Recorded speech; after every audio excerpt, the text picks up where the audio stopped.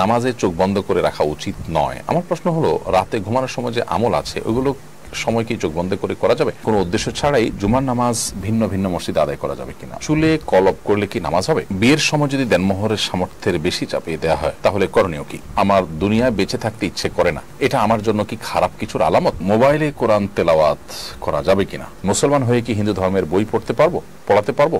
জুমার দিনের সবচেয়ে গুরুত্বপূর্ণ আমল কোনটি? বাসায় অ্যাকুরিয়ামে মাছ, খাঁচায় পাখি পালন করা যায় আছে কিনা? অনেকেই বলে দোকান বন্ধের সময়, সন্ধ্যার সময় শুরুতে বাকি দেওয়া যায় না। আমি এগুলো সম্পর্কে একটু পরিষ্কারভাবে জানতে চাচ্ছিলাম। নামাজ পড়তে গেলে মাথায় অনেক কিছু চলে আসে, এর থেকে রেহাই পাওয়ার উপায় কি? কাইফ সাইফ এর থেকে আপনি লিখেছেন, কোনো উদ্দেশ্য ছাড়াই জুমার নামাজ ভিন্ন ভিন্ন মসজিদে আদায় করা যাবে কিনা? অসুবিধা নেই, শখ করে যদি আপনি করেন, বিশেষ কোনো উদ্দেশ্য ছাড়া, জাস্ট আপনার ভালো লাগে এক মসজিদে এক এক সময় গেলেন, এক এক ইমাম সাহেবের বক্তব্য শুনলেন, এই সমস্ত উদ্দেশ্যে যদি আপনি এক এক মসজিদে যান সেটি নাজায়েজ কিংবা গুনাহ হবে না ইনশাআল্লাহ তাআলা। গার্লস পাওয়ার এর থেকে আপনি লিখেছেন, চুলে কলপ করলে কি নামাজ হবে? চুলে যদি আপনি কলপ করেন, কারণ ন্যাচারাল কলপ এবং এটার কারণে আপনার আলাদা কোনো আবরণ চুলের উপরে সৃষ্টি না হয় তাহলে সেক্ষেত্রে নামাজ হয়ে যাবে। বাট এটা করা নিজের বয়সকে লুকোবার জন্য এটা করা ইসলামের শরীয়তের দৃষ্টিকোণ থেকে জায়েজ কাজ নয়। সেফাতুল ইসলাম শাহিনুর আপনি লিখেছেন, বিয়ের সময় যদি দেনমোহরের সামর্থ্যের বেশি চাপিয়ে দেওয়া হয় তাহলে করণীয় কি? আপনি সেটা গ্রহণ করবেন না, কারণ দেনমোহর আপনার সাধ্যের চাইতে বেশি চাপিয়ে দিলে আপনি সেটা মেনে নিতে বাধ্য নন। আপনি আপনার অপারগতার কথা, আপনার সীমাবদ্ধতার কথা জানাবেন এবং বিনয়ের সাথে আপনি দ্বিমত পোষণ করবেন। কিন্তু যদি আপনি মেনে নিয়ে থাকেন তাহলে সেটা আপনাকে পরিশোধ করতে হবে, অথবা নেগোসিয়েশন করে স্ত্রীর কাছ থেকে সেটি কমিয়ে, যদি তিনি উইলিংলি কমিয়ে দিতে দেন তাহলে সেটা আপনার জন্য জায়েজ হবে। নাসরিন সুলতানা মিটু আপনি লিখেছেন, আমার দুনিয়ায় বেঁচে থাকতে ইচ্ছে করে না, এটা আমার জন্য কি খারাপ কিছুর আলামত? দুনিয়াতে বেঁচে থাকতে ইচ্ছা করছে না এবং মরে যেতে ইচ্ছা করছে, আত্মহত্যা করতে মনে চাচ্ছে, এরকম যদি হয় তাহলে সেক্ষেত্রে এটা ব্ল্যাক ম্যাজিকের একটা সিমটম।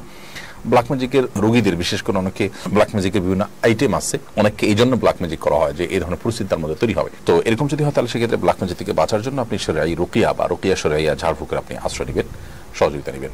এরপরের প্রশ্ন হলো, মোবাইলে কোরআন তেলাওয়াত করা যাবে কিনা? জি হ্যাঁ, মোবাইলে কোরআন তেলাওয়াত করা যাবে। আপনি কোরআন তেলাওয়াতটা কি মোবাইলে করছেন নাকি কোনো কাগজ থেকে করছেন, প্রিন্টেড কোরআনের ছাপা কোনো কোরআন থেকে পড়ছেন, সেটা একান্তই আপনার ব্যাপার। যে কোনো জায়গা থেকে আপনি কোরআন পড়বেন না কেন, ইনশাআল্লাহ আপনি আল্লাহর কাছে সওয়াব পাবেন। বরং মোবাইলের স্ক্রিন থেকে যদি আপনি টাচ করে কোরআন তেলাওয়াত করেন সেক্ষেত্রে ওযু না থাকলেও গুনাহ হবে না, যদিও ওযু করে কোরআন তেলাওয়াত করাটা সর্বাবস্থায় উত্তম, সেটি ভিন্ন বিষয়। বাট কোনো কারণে যদি আপনার ওযু না থাকে এবং আপনি টাচ মোবাইলে বা স্ক্রিন টাচ ডিভাইসে আপনি কোরআন তেলাওয়াত করেন, ইনশাআল্লাহ বিদিনিল্লাহ আপনার নামাজ সেই কোরআন তেলাওয়াত করা জায়েজ হবে। সৌরভী শেখ এর থেকে লিখেছেন, মুসলমান হয়ে কি হিন্দু ধর্মের বই পড়াতে পারবো?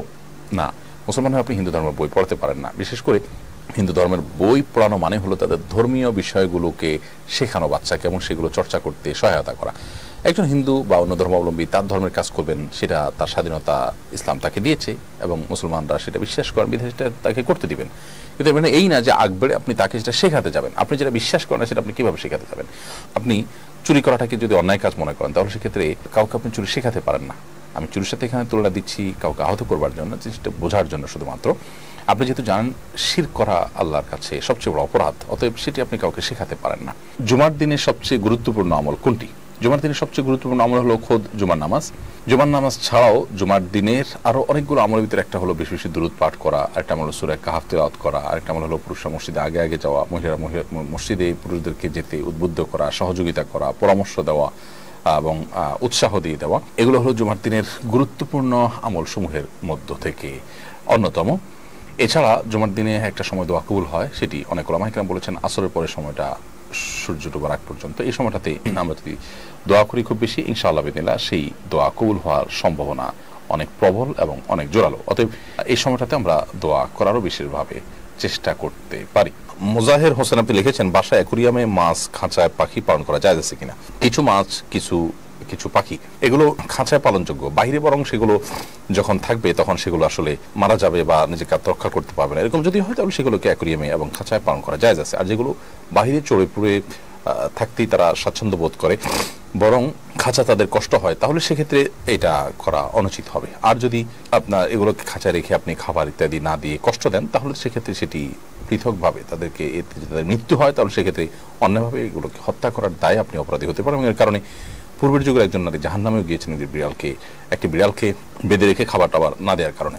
সে বিষয়টি বিভিন্ন হাদিসে বর্ণিত হয়েছে, আমরা অনেকেই জানি। সাইদা মারিয়ারি থেকে লিখেছেন, আমি গীবত থেকে বাঁচার অনেক চেষ্টা করি, কিন্তু কোনো না কোনো কারণে গীবত হয়ে যাচ্ছে। গীবত হয়ে যাওয়ার পর খারাপ লাগে, কি কারণ, কি করলে এর থেকে বাঁচতে পারবো?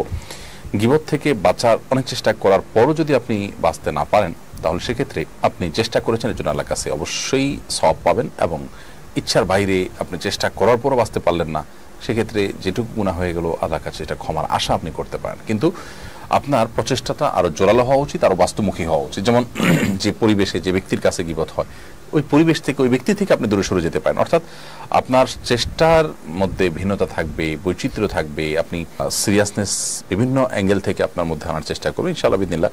তাহলে আশা করা যায় আপনি বাঁচতে পারবেন। এরপরও যদি আপনি না পারেন, তাহলে সেক্ষেত্রে আল্লাহর কাছে আপনি ক্ষমা চাইবেন। মাসুম খান আপনি লিখেছেন, আমি একজন ব্যবসায়ী, অনেকেই বলে দোকান বন্ধের সময়, সন্ধ্যার সময় শুরুতে বাকি দেওয়া যায় না। আমি এগুলো সম্পর্কে একটু পরিষ্কারভাবে জানতে চাচ্ছিলাম। ভাই মাসুম, দোকান বন্ধ করার সময়, খোলার সময়, সন্ধ্যার সময়, এই সময়গুলোতে বাকি দিলে বা টাকা ভাঙতে দিলে অকল্যাণ হবে, এটি শিরকপূর্ণ বিশ্বাস। এটা ইমানদারের ইমানের জন্য ক্ষতিকর বিশ্বাস। একজন ইমানদার মনে করবেন যে তার লাভ ক্ষতির একমাত্র মালিক আল্লাহ সুবহানাহু ওয়া তাআলা। আমি সন্ধ্যার সময় বাকি দিলে আমার লাভ হবে বা ক্ষতি হবে, এরকমটি মনে করা এটা ভুল, এবং এটা আমার ইমানের সাথে অসঙ্গতিপূর্ণ। বিধায় এই সময়গুলোতে আপনি বাকি দিতে পারেন, আপনি ভাঙতি দিতে পারেন, এতে আপনার কোনো অকল্যাণ হবে না। যদি কোনো কারণে ওই দিন আপনার বেচাকেনা কম হয় বা কোনো ক্ষতি হয়, তাহলে এটা এই কারণে না, সেটা ভিন্ন কোনো কারণে, বিষয়টা সম্পূর্ণই কাকতালীয়। বিধায় এই ধরনের শিরকপূর্ণ বিশ্বাস বা ইমানের সাথে অসঙ্গতিপূর্ণ বিশ্বাস আমাদের মধ্যে থাকতে পারবে না। রাজু আহমেদ আপনি লিখেছেন, নামাজ পড়তে গেলে মাথায় অনেক কিছু চলে আসে, এর থেকে রেহাই পাওয়ার উপায় কি? দেখুন, এটার জন্য নামাজের আগে যথেষ্ট আগে থেকে প্রস্তুতি নিয়ে বসা এবং নামাজের আগে মনোযোগ নষ্ট হতে পারে সেরকম কাজগুলো থেকে বেঁচে থাকা, মোবাইল টিভি বন্ধ করা, এ থেকে সুন্নত ইত্যাদি আয়োজন যে আছে, এটা নামাজের মূল নামাজটা যাতে সুন্দর হয় সেজন্যই করা হয়েছে। আমরা তো অনেক সময় দেখা যায় যে দুনিয়ার চিন্তা করতে করতে হঠাৎ করে নামাজে দাঁড়াই। আল্লাহ আমাকে আপনাকে সবাইকে মাফ করুন, এই ভুলগুলোতে আমাদের বেরিয়ে আসা উচিত। সেই সাথে আমরা নামাজে কি পড়ছি সেগুলো অর্থ বুঝে পড়া এবং ধীরস্থিরতার সাথে নামাজ পড়া, এটা নামাজে অন্য মনস্ক হওয়া থেকে বাঁচার বড় একটা উপায়। যে পরিপূর্ণ মনোযোগ আসা ছাড়া আমি একটা রকম থেকে দাঁড়ানো থেকে রুকুতে, রুকু থেকে দাঁড়ানো, আবার দাঁড়ানো থেকে সিজদায় যাওয়া, আবার সিজদা থেকে উঠা, একটা থেকে আরেকটা আমি যাবো না পরিপূর্ণ মনোযোগ আসা ছাড়া। এরকম দৃঢ় চেতা যদি হই আমরা, তাহলে সেক্ষেত্রে ইনশাআল্লাহ বিদিনা মনোযোগ ধরে রাখা সম্ভব হবে এবং অন্য বিষয় মাথায় আসবে না। মনি তাবাসসুম লিখেছেন, আপনি এক অনুষ্ঠানে বলেছিলেন নামাজে চোখ বন্ধ করে রাখা উচিত নয়। আমার প্রশ্ন হলো, রাতে ঘুমানোর সময় যে আমল আছে ওইগুলো সময় কি চোখ বন্ধ করে করা যাবে? চোখ বন্ধ করে দোয়া, দুরূদ, জিকির, আজকার করা যাবে, রাতে শোয়ার সময় আমলগুলোও করা যাবে। এমনকি নামাজের মধ্যে সাধারণভাবে কখনোই চোখ বন্ধ করা উচিত নয়, আমরা ব্যাপারটি এইভাবে বলিনি, আমার মনে আপনার বুঝতে ভুল হয়েছে।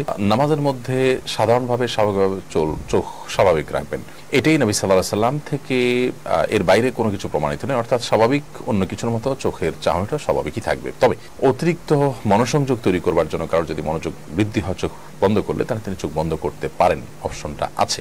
এবং সাধারণ অবস্থাতে তিনি চোখ খোলা রাখবেন, স্বাভাবিক রাখবেন, তো চোখ বন্ধ করা নাজায়েজ নয়। তবে রাতে ঘুমানোর সময় বা অন্য কোনো সময় আপনি দোয়া, দুরূদ, জিকির, আজকার করতে চাইলে চোখ বন্ধ করে কিন্তু আপনি ঘুমাতে পারবেন।